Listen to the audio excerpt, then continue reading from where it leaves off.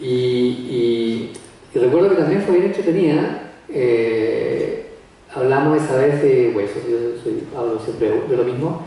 Pero básicamente me gusta porque me encuentro con gente en que coincidimos en algo, si es cierto, tenemos especialidades distintas, coincidimos en que trabajamos invadiendo al cuerpo humano, ¿cierto? Terapéuticamente, pero trabajamos en un tejido que es muy noble y lo usamos todos los días, que es el tejido óseo.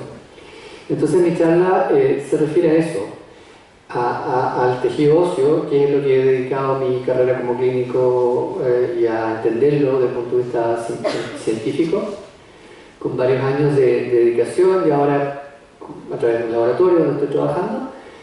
Y básicamente lo que yo asocio las patologías, las condiciones del esqueleto con una situación que es tremendamente importante, que cada vez se está transformando en algo más importante, que es el envejecimiento de la población.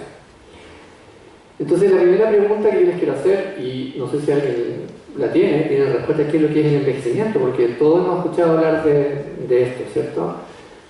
Y se lee en revistas de todo tipo, desde científicas hasta revistas de diversión. Entonces es un tema que tiene mucho que ver con la apariencia, es un tema que tiene mucho que ver con la calidad de vida, es un tema que tiene una dimensión social, una dimensión económica, una dimensión biológica, ¿ok? Nosotros la vamos a ver desde el último punto de vista y yo quiero que nosotros nos concentremos en este esquema. Podríamos tener un montón de definiciones, pero lo vamos a considerar un proceso biológico que es continuo, en que hay constantemente crecimiento y cambios durante toda la vida. Es decir, la imagen que ustedes ven abajo es la representación conceptual de lo que es el envejecimiento actualmente. Un niño lactante comparado con un adolescente ha sufrido, ¿cierto? El adolescente ha sufrido un proceso de envejecimiento, naturalmente. Y básicamente hay tres etapas. Uno que es el crecimiento y desarrollo en la edad infantil, donde predominan ciertos fenómenos biológicos, donde hay, ustedes saben, crecimiento exponencial. Luego viene la etapa de madurez esqueletal, en donde dejamos de crecer, hasta ahí llegamos, y bueno, el esqueleto sigue funcionando de una manera diferente. Y finalmente entramos en esta edad de senescencia, que curiosamente comienza a los 30 años. Es una edad que es bastante poco creíble, era increíble cuando yo lo escuché la primera vez, pero hay muchas publicaciones que hablan de los cambios de la capacidad regenerativa a partir de más o menos de los años 30, del año 30. Entonces, estamos, yo creo que aquí todos en una etapa senescente. Es importante, ¿cierto?, considerarlo como un proceso continuo y un proceso que pudiese ser manipulado terapéuticamente. Acá ustedes pueden ver este concepto, que es un estudio súper bueno, que les puedo dar referencia después, si quieren. Y es que los órganos envejecen, se deterioran durante este periodo de senescencia, a partir de los 30 años. Entonces, en este estudio, que es súper interesante, se analizó el proceso de envejecimiento mediante algunos marcadores bien estándar, y se vio que hay órganos que se deterioran o envejecen de una manera diferente, a una velocidad diferente. Y el concepto actual, ¿me das el siguiente, por favor?, es este envejecimiento, ¿cierto?, diferencial según el tipo de órgano, va a depender mucho, ¿cierto?, de la edad, pero también de otros factores que son muy importantes. Y acá tenemos este círculo, ¿cierto?, donde tenemos a la edad. Todos hemos leído, cuando leemos un texto de alguna enfermedad, siempre aparece como factor de riesgo la edad, siempre, es común, ¿cierto? Y es un factor para tomar decisiones. A la gente le operan o le intervienen. ¿Por qué? Porque tiene la edad sugerente, es un factor de riesgo. Pero también hay otras condiciones, las enfermedades crónicas, por ejemplo, el estilo de vida. La salud de un deportista no es la misma que la salud de un no deportista o que usa drogas. Evidentemente el proceso de daño o de deterioro, ¿cierto?, de los órganos es muy diferente. Y finalmente el riesgo genético, que es la base. Es decir, hay predisposiciones, hay condiciones que están predispuestas genéticamente para poder tener un deterioro diferencial según los órganos que estén afectados. Entonces, quiero también hacer la diferenciación entre lo que es el envejecimiento como proceso biológico de las enfermedades asociadas al envejecimiento.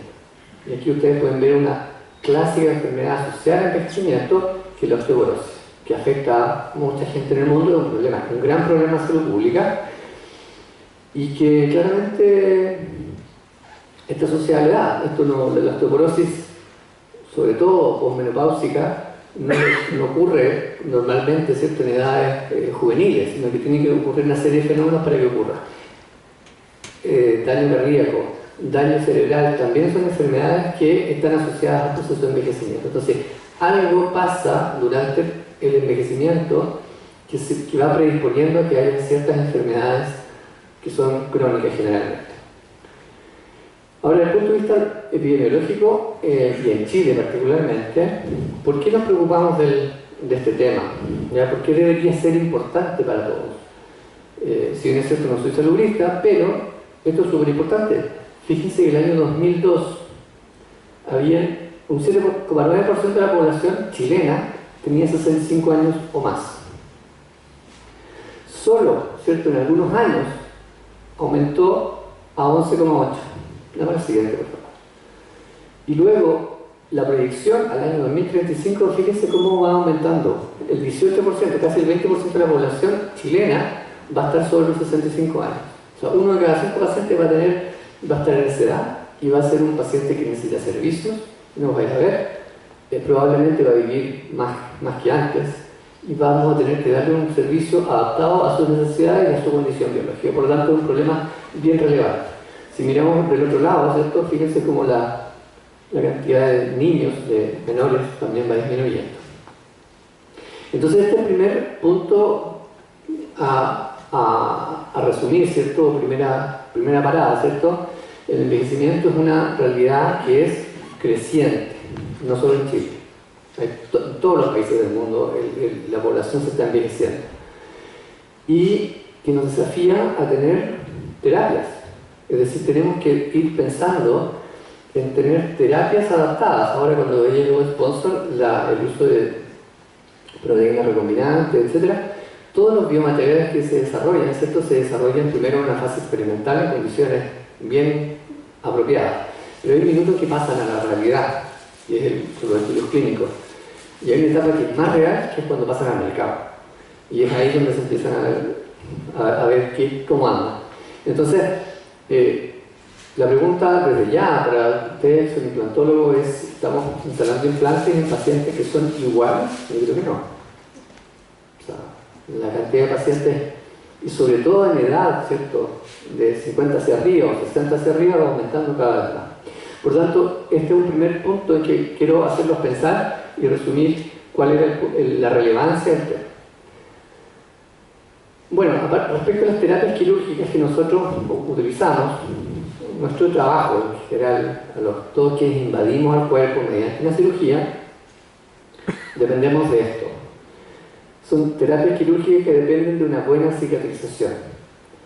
¿Y qué es lo que es una buena cicatrización? Que el injerto funcione, que la osteosíntesis no se suelten, que haya estabilidad. Hay distintas maneras de evaluar. Pero básicamente lo que nosotros estamos desafiando cada vez que hacemos un tratamiento quirúrgico es estimular el potencial regenerativo del hueso. Ya sea para que el implante se integre, ya sea para que el injerto se integre, ¿cierto?, al lecho receptor, ya sea para que un alvéolo repare, cicatrices, o para reconstruir una mandíbula entera. Estamos pidiendo eso, bueno, en mayor o menor grado. ¿Sí? Por favor. Entonces, este concepto de la semilla y suelo en medicina regenerativa es muy adaptado, ¿cierto? Y explica mucho, se aplica mucho en medicina regenerativa, que es el concepto que viene a usar algo que ya estaba descrito desde hace bastante rato en oncología. Dame la siguiente, por favor. Este concepto de la semilla y el suelo viene de la diseminación, ¿cierto?, de células cancerígenas a distancia y del desarrollo de metástasis. Entonces, estas células cancerígenas, ¿cierto?, las semillas, crean un ambiente apropiado, un suelo, para sobrevivir, pero a distancia. Es decir, si nosotros tenemos un tumor, ¿cierto?, un cáncer de mama, por ejemplo, que es capaz de perder su morfología normal, que es capaz de migrar a través de los vasos sanguíneos, a través de fenómenos que no los tiene normalmente, tiene una capacidad adaptativa enorme y es capaz de inducir, ¿cierto?, en el territorio de destino un sistema de protección que le va a dar irrigación, lo va a proteger de otros agentes que lo van a tratar de atacar. Gracias. Gracias. Que lo van a tratar de atacar y va a crear su nicho de vida, el nicho metastásico, ¿cierto?, en un lugar alejado como podría ser el pulmón, el cerebro o el hígado. Esta capacidad, ¿cierto?, que es tan terrible en la oncología, es algo que nosotros buscamos, ¿cierto?, en medicina regenerativa. ¿Cierto? Entonces, cuando nosotros hablamos del hueso, y aquí llegamos al hueso, nos preguntamos esto: ¿cómo estará el potencial regenerativo, el suelo, entre comillas, entre paréntesis, para nosotros poder sembrar en ese tejido? Sembrar un tornillo que tiene que integrarse, un implante, un injerto, un biomaterial, no sé, lo que sea. Entonces el potencial regenerativo del hueso varía según la relación entre la pérdida de hueso y la formación de hueso, y eso es constante en toda la vida. Este concepto aplica en todo momento de la vida.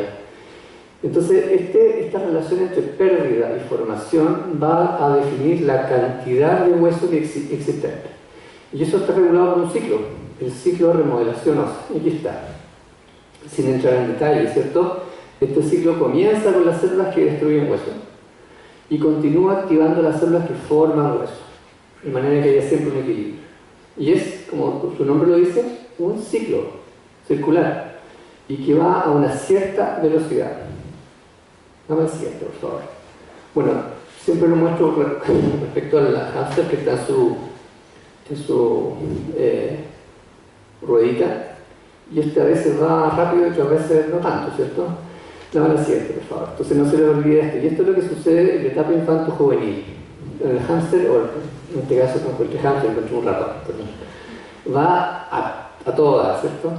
Va súper rápido. Y es lo que sucede en esta etapa infanto-juvenil. Es un crecimiento exponencial. Y aquí hay algunas imágenes, ¿cierto?, de las metáfisis o castreo del crecimiento, en que ustedes fíjense cómo existe esta capa enorme, ¿cierto?, de células que están teñidas, en este caso de rojo, coronante, para que lo que está demostrando es la actividad, ¿cierto?, de crecimiento en esa placa de crecimiento.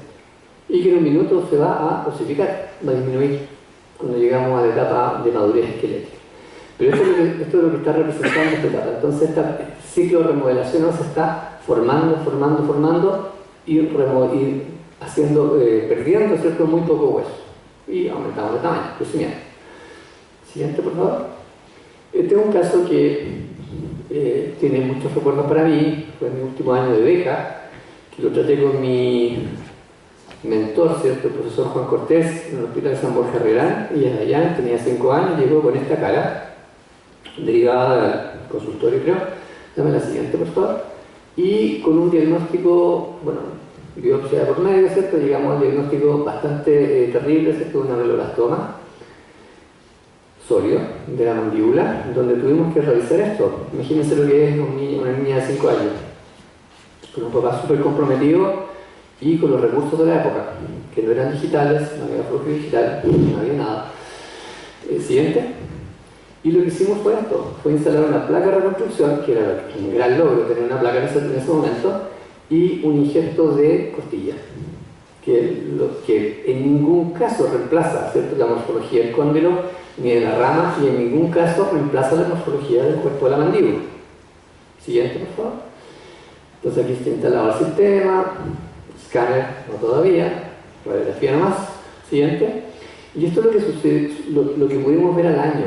Fíjense, vamos a controlar allá cómo está, y empezamos a ver algo que sugería una rama mandibular. Tampoco la definición de la radiografía es muy buena, pero podía ser como no podía ser. Y fíjense que también hay una definición de algo del cuerpo, ¿ya? Siguiente. Y esto es lo que pudimos ver cuando la controlamos hace un par de años atrás, ya tenía 28. Y esta es su morfología, no teniendo ninguna otra intervención que esa que se hizo a los 5 años. Y fíjense la cantidad de huesos que se pudo formar. Se formó un nuevo proceso coronoideo, un nuevo cóndilo, una rama, un nuevo cuerpo en una magnitud bastante importante, y le permitía funcionar de lo más bien. ¿Okay? Con alguna simetría, por supuesto. Ella creció con una placa en su mandíbula, lo que de alguna medida interfirió con su crecimiento normal. Siguiente, por favor. Entonces, ¿qué pasó acá? En este caso con Dayan. Le pusimos un huesito con muy poca fe de que esto fuera a solucionar el problema de manera completa. Pero esta estrategia que usamos fue suficientemente exitosa para poder generar cierto hueso que ustedes vieron. Entonces usamos una estrategia regenerativa donde preservamos cierto el periósteo básico a esta edad. Ustedes saben que el periósteo es un elemento, un área estrogénica, y le aportamos células progenitoras que estaban en la costilla. Nada más que eso. No hubo proteína, no otro biomaterial que lo que tenía. Siguiente, por favor. Entonces, esta capacidad que tiene o que tuvo Dayan a esa edad se va cambiando. Y cuando llegamos a la etapa adulta, vemos que el potencial regenerativo, que es lo que estamos analizando, ¿cierto?, se queda tranquilo. Quiescencia. Entra en una etapa que se llama quiescencia. Se queda durmiendo, básicamente. Y esta capacidad, ¿cierto?, del hámster que está ahí descansando, está atento a los cambios o a las demandas que hay en el ambiente. Y si yo tengo una lesión inducida, en este caso por una sierra o una exodoncia, algún estímulo, ¿cierto?, que le diga al cuerpo, a esa zona en particular, ponte a funcionar, lo hace. Funciona pedido. Siguiente. Entonces tenemos esta capacidad o una fractura. Entonces este hámster se transforma en tengo una cola de un hámster que corre también a toda velocidad localmente para reponer y remodelar esta zona que ha tenido o está sufriendo algún tipo de daño. Ahora, siguiente, por favor. Aquí tenemos un ejemplo, un caso clínico con una estrategia regenerativa en que lo que hicimos fue activar un sitio en un adulto que tiene un sitio quiescente o durmiendo o dormido por excelencia, que es la fisura maxilar. En la fisura maxilar, un paciente con una fisura probablemente labial completa tiene esto. Es decir, no es secuela de un trauma, no es secuela de una pérdida de tejido, ¿cierto?, por tumor o por algún tipo de otra intervención, sino que es un hueso absolutamente dormido desde que nació. No tiene otro estímulo. Por lo tanto, en esta estrategia lo que hicimos fue utilizar concentrado de médula ósea más un biomaterial halogénico y rellenar la zona. Siguiente. Entonces lo que hicimos, siguiente también, por favor, generamos o activamos, ¿cierto?, el piso, que es la zona receptora de este injerto o este material de reconstrucción, a través de ondas de choque, que más adelante yo creo que la doctora Mengual de Antofagasta sabe mucho de esto. La jornada, exactamente.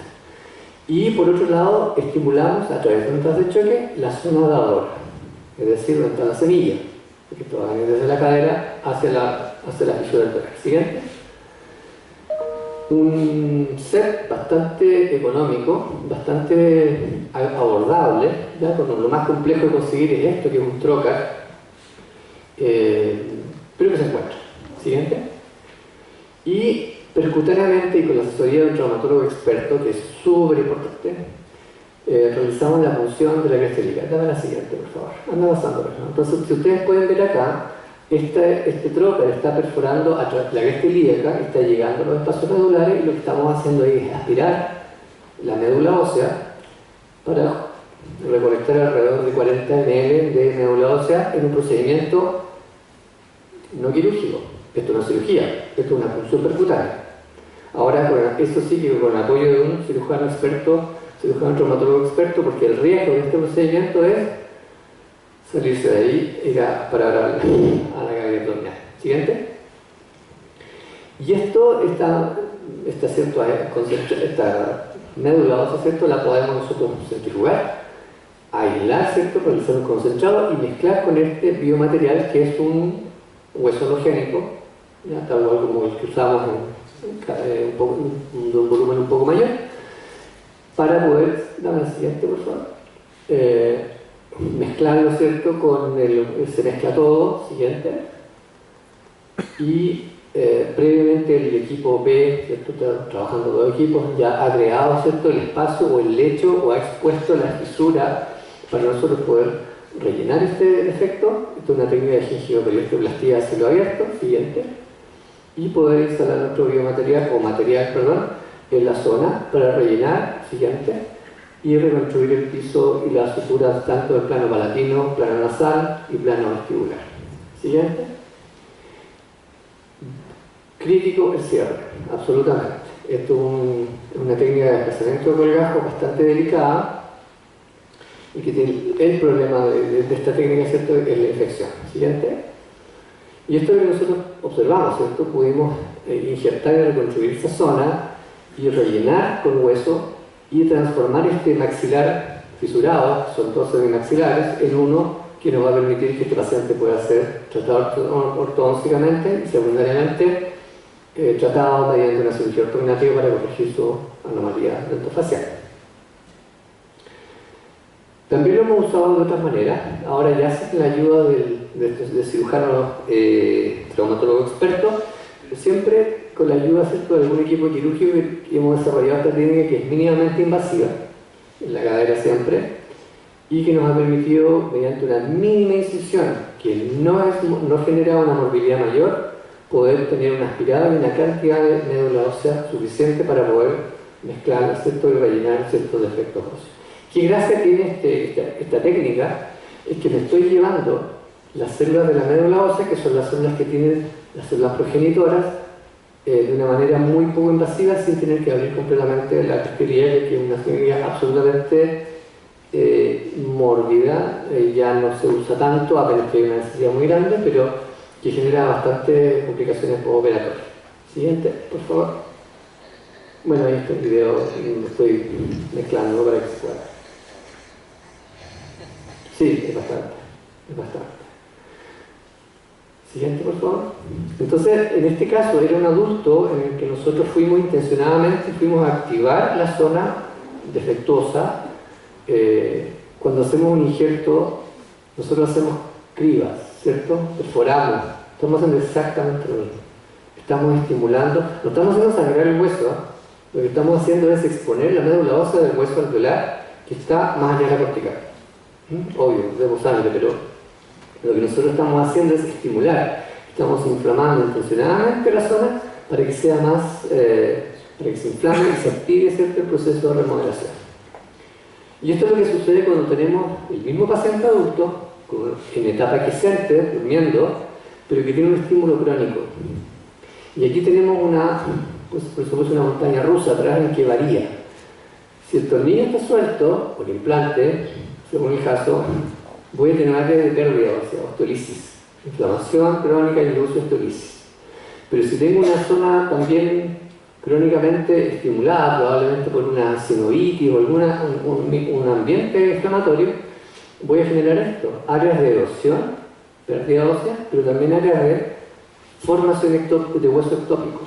Y ahí tenemos los osteocitos que vemos, ¿cierto?, en las imágenes de ATM y los pacientes que tienen osteoartritis de la ATM. Entonces esta ATM, ¿cierto?, vive en un mundo convulsionado, que está crónicamente inflamado y va desde la osteolisis a la neoformación o formación de hueso ectópico, más bien.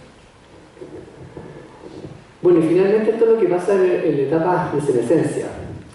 Tenemos un potencial regenerativo que es lento.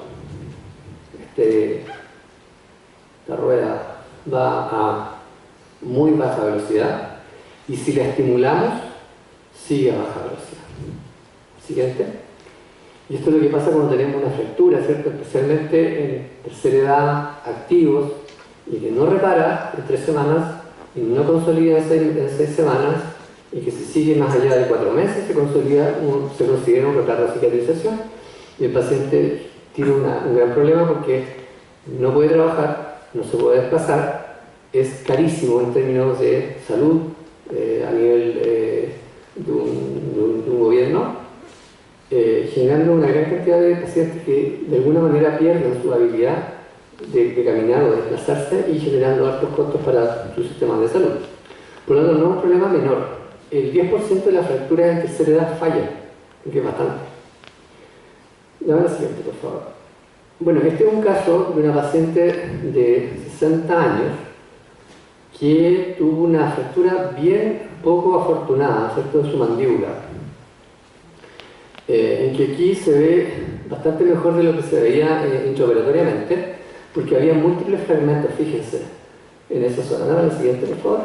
Y acá tenemos un corte donde ustedes pueden ver, si ustedes se fijan, la rama fracturada. Y fíjense, y lo puse a propósito con un paciente de 25 años, fíjense el trabeculado, en la radióloga acá, así que voy a hablar poco.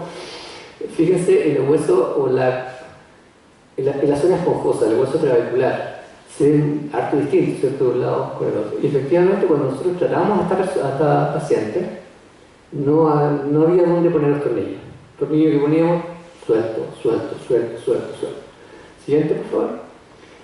Y con mucha dificultad logramos instalar, ¿cierto?, una placa de reconstrucción, según todos los principios, etcétera. Esta era la zona más complicada. Y con harta fe terminamos la cirugía. No era una paciente que tenía buenas condiciones generales, desde el punto de vista nutricional, desde el punto de vista de hábitos, era una paciente tabáquica severa. Siguiente, por favor. Desde el punto de vista periodontal tampoco nos ayudaba mucho. Y pasó lo que tenía que pasar, se expuso todo, completo, o casi completo. Con zonas de secuestro óseo, zonas de secuestro allá, un poco cuidado, no era una paciente ideal. Siguiente, por favor. Entonces, en este tipo de paciente, la controlamos 1,5 años, un año y medio después, pudimos ver y nos quedamos bastante contentos con esto. Este trante, y logró, ¿cierto?, de alguna manera remodelar. Fíjense que hasta tiene corticales, ¿ya? Y hasta la zona más convinutada se logró más o menos organizar. Entonces, ¿qué debemos hacer en estos casos? Donde tengo un estado de remodelación, el potencial osteogénico es bajo y si lo estimulo sigue siendo bajo. 1. Mínima invasión quirúrgica. Es decir, hay pacientes en este estado, no era el caso de ella, pero que nosotros indicamos poner una placa sobre la mucosa, transmucosa, ¿sí?, para evitar hacer incisión y poder estabilizar el segmento, o directamente un tutor externo. Segundo, usar placas de bloqueado, es decir, no pedirle al hueso que se lleve la carga, hay que pedirle a la placa que se lleve la carga, lo que genera que usted un tipo de placa especial. Tercero, controles regulares, porque estos pacientes sí secuestran, eliminan ciertas zonas que no están bien irrigadas. Por lo tanto, son bastante frágiles en ese sentido. Siguiente, por favor. Y lo más importante es esto, porque sea como sea, algo va a pasar. Y pasa, y es normal. Entonces, yo creo que con este aumento de los pacientes en esta edad, no en estas condiciones, porque esta señora particularmente tiene unas condiciones no muy... Además, otros factores, ¿cierto?, no muy favorables, pero pasa, y es muy normal. Y cuando conversamos con los traumatólogos también, y casi siempre le echamos la culpa a la placa, o al cirujano, casi siempre. Pero es porque no tenemos un estudio de lo que está pasando desde el punto de vista biológico. Aquí solo al analizar un par de cosas, vemos que, y probablemente, ¿cierto?, su médula ósea debe haber sido bien pobre desde el punto de vista de células progenitoras. Siguiente, por favor. Entonces, este es el segundo punto que quiero resaltar, ¿cierto?, que el potencial degenerativo del hueso va hacia abajo, decreciendo durante toda la vida y atenta contra el éxito de las terapias quirúrgicas, osteosíntesis, implantes, biomateriales, etc. Solo viendo esto uno se imagina, si yo pongo el mismo biomaterial en un paciente A y un paciente B con condiciones diferentes, naturalmente el lecho es distinto. Siguiente, por favor. Algunos datos que creo que dice la ciencia al respecto. algo de evidencia y esto es bien importante, ¿cierto? La edad reduce, esto es súper probado, esto no es un hallazgo nuevo, es súper viejo, que la edad reduce el potencial osteogénico y aumenta o favorece la producción de grasa a nivel de la médula. Ustedes pueden ver una imagen, ¿cierto?, de una médula ósea joven que está llena de células de núcleos en el fondo y una médula ósea vieja en que vemos muchos espacios que son constitutivos de adipocitos y que por el procesamiento, ¿cierto?, se ven blancos. Pero básicamente una médula muy poco osteogénica, muy adipogénica. Hay un equilibrio entre formación de hueso, es decir, las células mesenquimales o forman hueso o forman grasa en algún minuto. En este caso el balance está hacia la grasa. Y estos fueron algunos datos que nunca publiqué, pero están ahí, son bastante sólidos porque hay una diferencia enorme, que son marcadores óseos a través de PCR, en donde tenemos un marcador de una vía osteogénica, la vía Wnt, Osterix también, osteocalcina y colágeno, y fíjense la diferencia, estos son animales, son ratones. Entonces esta es la médula ósea de animales jóvenes y viejos, que fueron comparados mediante PCR cuantitativa. Siguiente, por favor. Esto también es bien importante, también son datos experimentales a partir de células de médula ósea de ratón también, en que se comparan ciertos jóvenes con viejos. Siguiente, por favor. Y vemos que el ratón viejo, las células de la médula ósea del ratón viejo hacen mucho menos hueso que una placa de cultivo. Aquí ustedes pueden ver la diferencia entre ambas. Esto es una técnica de alicerina que lo que hace es marcar la matriz ósea del depósito de mineral. Siguiente. Y esto es tremendamente importante también, porque no solo es que las células más viejas, ¿cierto?, no hacen hueso, sino que están más inflamadas. Es decir, tienen un elemento, ¿cierto?, una proteína del factor inflamatorio clásico hiperactiva respecto a las células jóvenes. O sea, tenemos células que están más inflamadas endógenamente y están produciendo menos hueso. Esta asociación es bastante común y tiene mucho sentido con el proceso de senescencia general. Siguiente. Siguiente, por favor. Y esto ahora con células humanas. Fíjense, dame la siguiente también. Fíjense en esto, sobre todo en esto. Cuando comparamos células jóvenes en un medio de diferenciación, fíjense la cantidad de hueso, lo más rojo, ¿cierto?, es matriz mineral, respecto a las células viejas que no hacen nada. La anterior eran células de animales, estas son células humanas también de reptilianas. Siguiente, por favor. Algunos datos importantes respecto a modelos in vivo, en que fíjense cómo un animal, ni siquiera con edad tan avanzada, sino que de edad mediana, un animal osteoporótico, que se remueve por los ovarios, ¿cierto?, y comparado con el joven. Fíjense los cambios óseos a nivel de la tibia, cómo se pierde el trabeculado óseo de una manera bien notable, y cómo el modelo osteoporótico es muy parecido al modelo de envejecimiento. Es decir, son causas diferentes, pero que generan un fenotipo parecido. Y a nivel alveolar, fíjense, no es una cosa tan notoria. Y eso yo lo he conversado con gente que trabaja en osteoporosis. Algo pareciera que sea que los huesos maxilares están protegidos de la osteoporosis. Ahí yo no sé si ustedes que ven imágenes tienen alguna percepción, pero los pacientes osteoporóticos no tienen osteoporosis de la mandíbula tan rápido. No sé si será por la remodelación, la presencia de dientes, etc. Pero eso, yo en general, nadie puede decir que tengo osteoporosis mirando una panorámica o mirando una imagen. Nosotros lo buscamos con micro CT, nunca apareció. No fue fácil. Y el lugar donde fue más fácil verlo fue a nivel del septo interdental, de animales, de experimentación. Y otra cosa bien importante que es muy usual, ¿cierto?, es que el modelo osteoporótico genera menos hueso que el no osteoporótico y se demora más en reparar un alveolo. Simple. Por lo tanto, estos son elementos que nos dicen que las capacidades biológicas de un paciente en etapa, ¿cierto?, de senescencia o osteoporótico son muy similares. Siguiente. Y esto es lo último en lo que estamos trabajando, ¿cierto?, con algunos tesistas de la U, y que estamos preparando este artículo, que quisimos analizar cuál es el efecto de la edad en la formación ósea y también en la inflamación que genera un daño óseo. Y inducimos una fractura estable, ¿cierto?, a nivel de la cortical anterior de la tibia. Siguiente, por favor.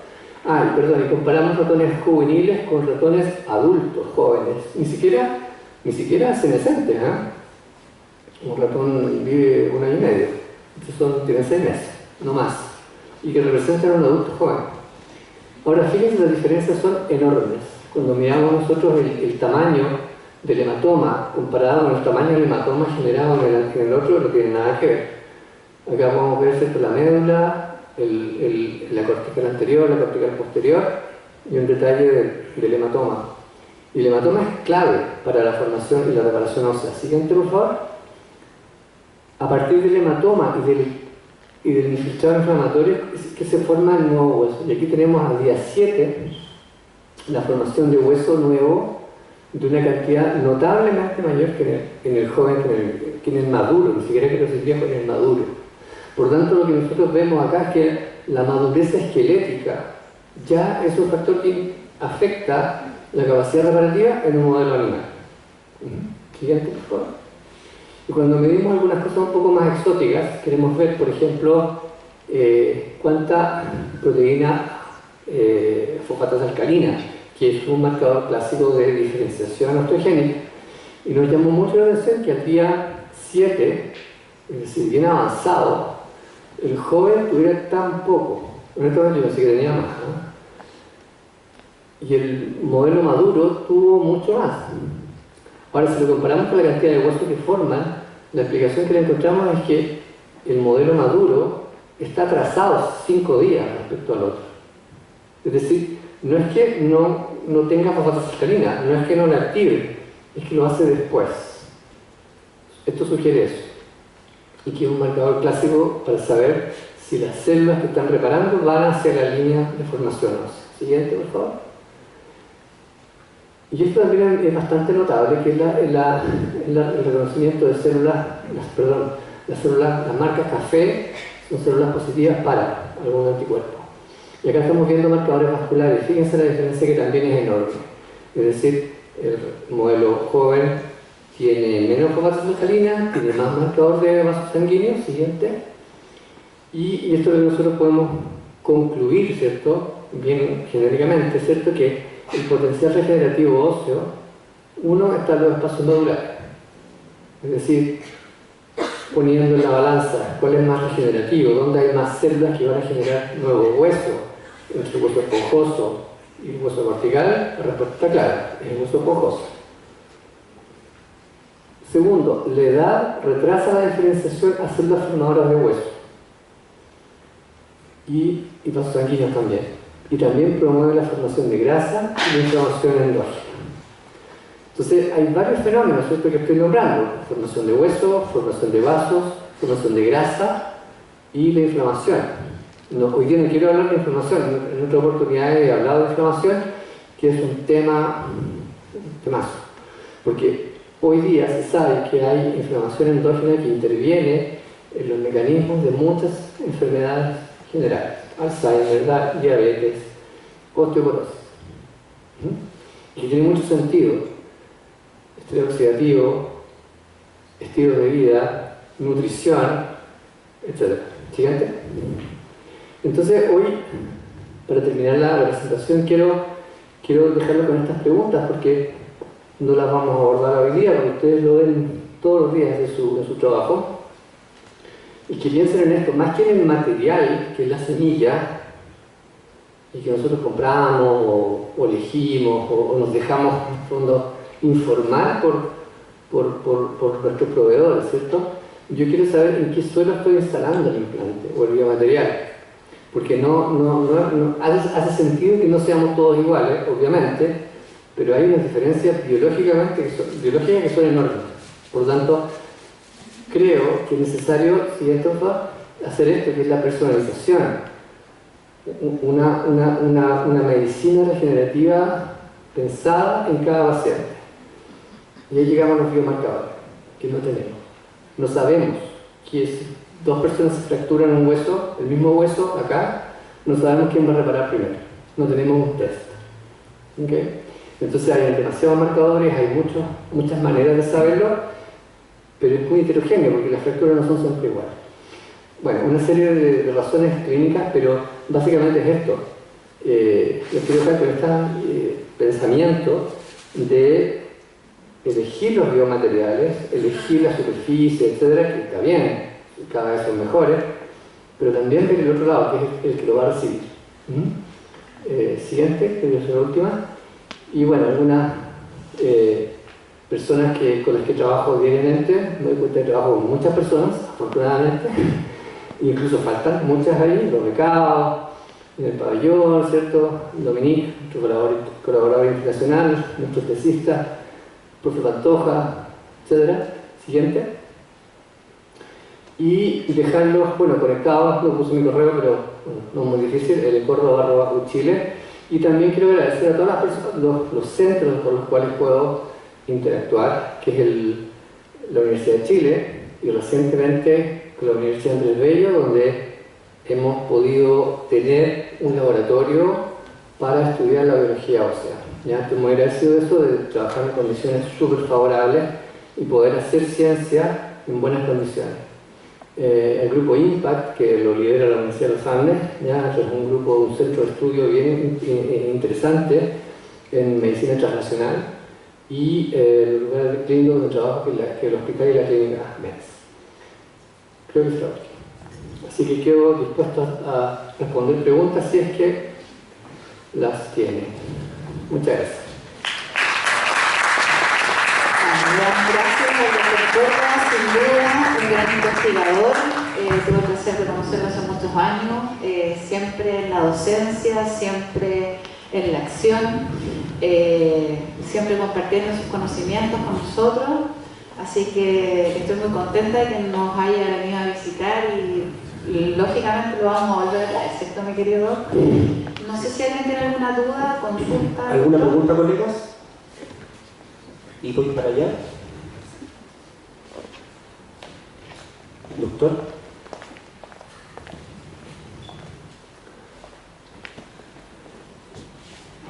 Doctor Córdoba, muchas gracias. Muy buena su presentación. Muchas gracias. Cada vez estamos recibiendo en la